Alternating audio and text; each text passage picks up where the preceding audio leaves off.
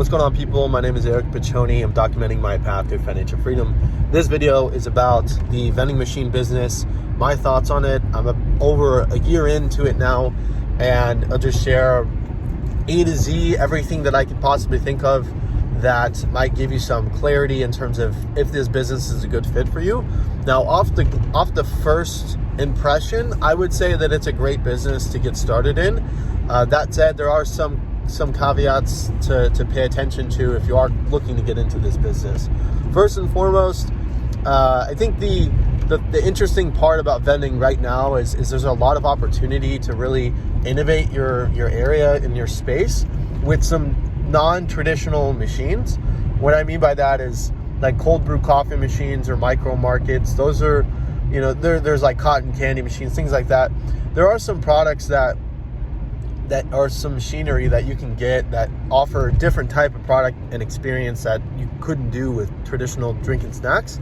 And that gives you a little bit of a blue ocean, where if you have a conversation with a facility and if they're looking to get some machines in place, it might help to pitch them on the idea of like a cold brew coffee machine to start and then pivot to traditional drinking snacks. So the machinery being that there's so many options nowadays to get different pitches in the door, that gives you a really good chance to get started with something, and then you can pivot down the line to maybe a traditional machine if you want. But what I've done in the past is I'll have a location that already has a combo machine or a drink and snack machine, and then I'll pitch them on the idea of something else like a cold brew coffee machine, get my foot in the door, and then down the road I'll be able to put in my own machines.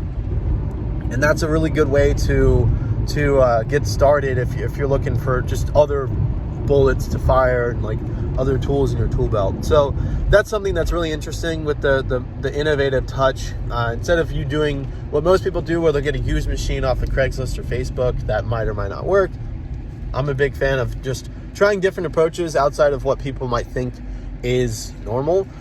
There is a lot more of an understanding that traditional machines are good. When I say that, I mean like, drinking snacks, but it's a lot of these facilities, especially the ones that are worth putting vending machines into, it's worth the conversation to see if they're open to just a different type of product. Like I've seen some beauty schools put in vending machines with only beauty products like shampoos and eyelashes and stuff like that. So there's a lot of opportunity for you to really carve out your own niche in the vending machine business.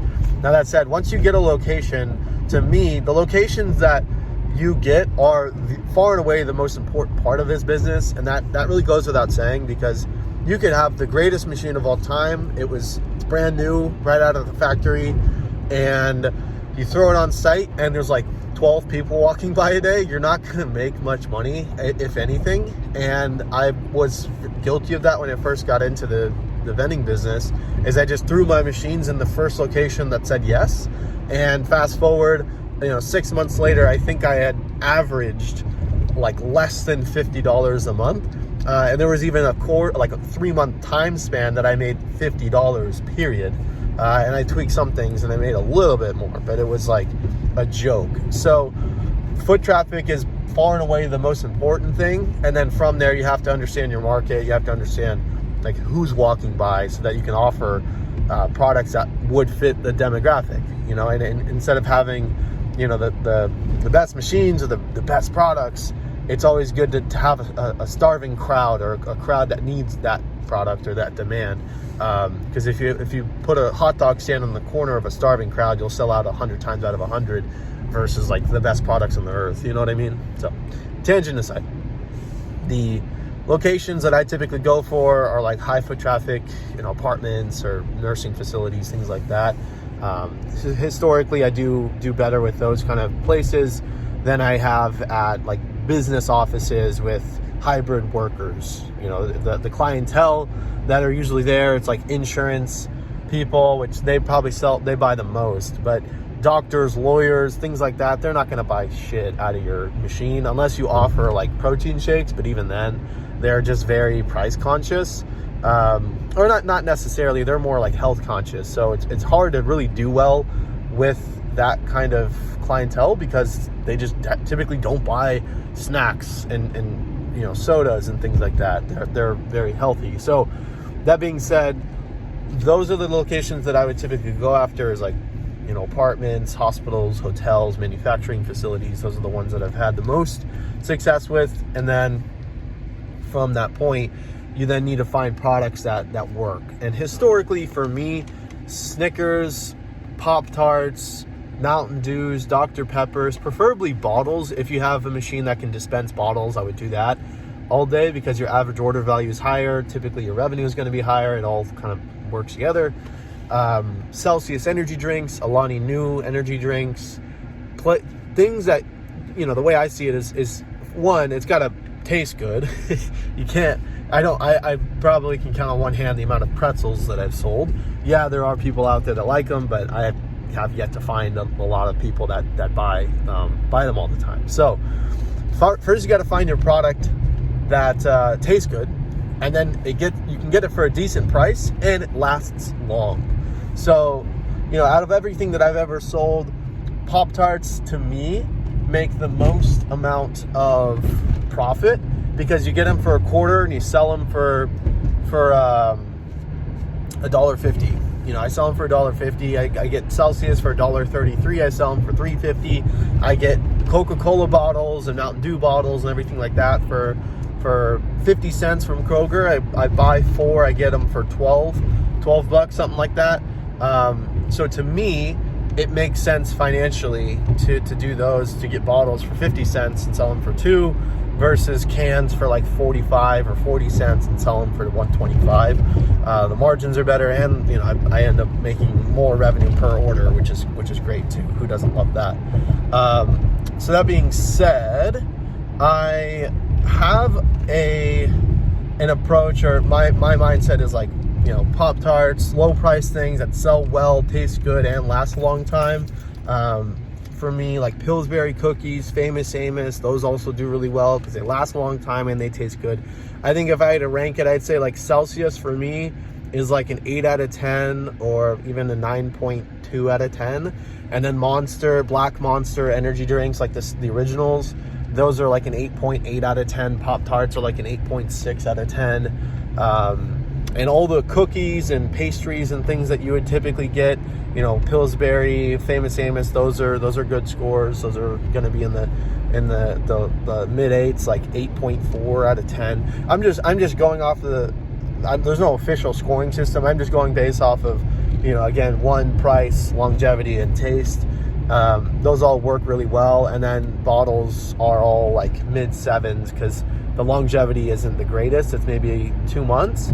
But, taste and profit's pretty good. So chips to me are like the bottom of the pile, because people buy them. Like, they taste good. The popularity is okay.